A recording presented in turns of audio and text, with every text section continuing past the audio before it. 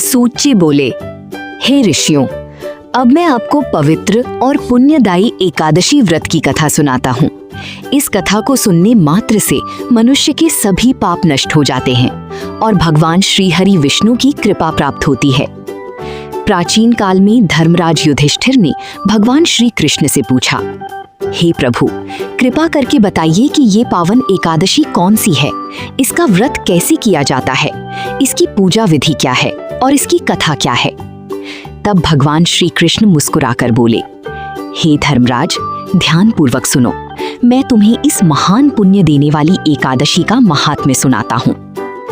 इसके बाद आप उस विशेष एकादशी की कथा शुरू कर सकते हैं, जैसे अपरा एकादशी, अचला एकादशी, निर्जला एकादशी आदि। अचला एकादशी व्रत कथा।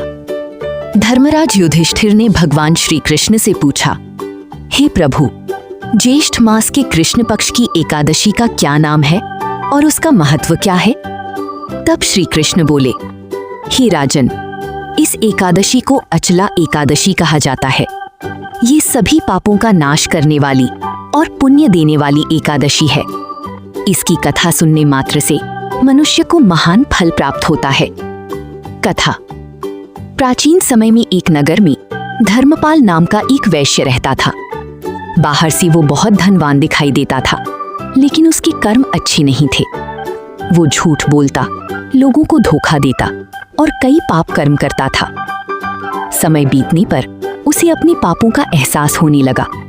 वो बहुत दुखी रहने लगा और सोचने लगा कि उसे इन पापों से मुक्ति कैसे मिलेगी।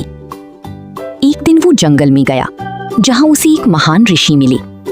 वैश्य ने उनके चरणों में गिरकर कहा, हे मुनिवर, मैंने जीवन में बहुत पाप किए हैं। कृपया मुझे ऐसा उपाय बताइए जिससे मेरा उद्धार हो सके।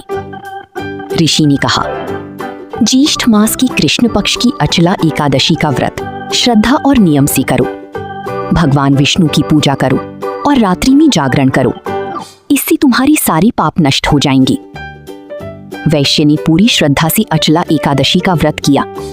उसने उपवास रखा, भगवान विष्णु की पूजा की, दान पुण्य किया और पूरी रात भगवान का भजन किया। भगवान विष्णु उसकी भक्ति से प्रसन्न हुए। उसके सभी पाप नष्ट हो गए और मृत्यु के बाद उसे विष्णु लोक की प्राप्ति हुई। अचला एकादशी का महत्व। सभी पापों का नाश होता है। भगवान विष्णु की कृपा प्राप्त होती है। घर में सुख समृद्धि आती है। मोक्ष की प्राप्ति होती है। पूजा विधि। प्रातः स्नान करके व्रत का संकल्प लें। भगवान विष्णु को पीले फूल और तुलसी अर्पित करें। घी का दीपक जलाएं। ओम नमो भगवते वासुदेवाय मंत्र का जाप करें। रात्रि में भजन कीर्तन करें। विष्णु मंत्र। ओम नमो भगवते वासुदेवाय मंत्र का जाप करें।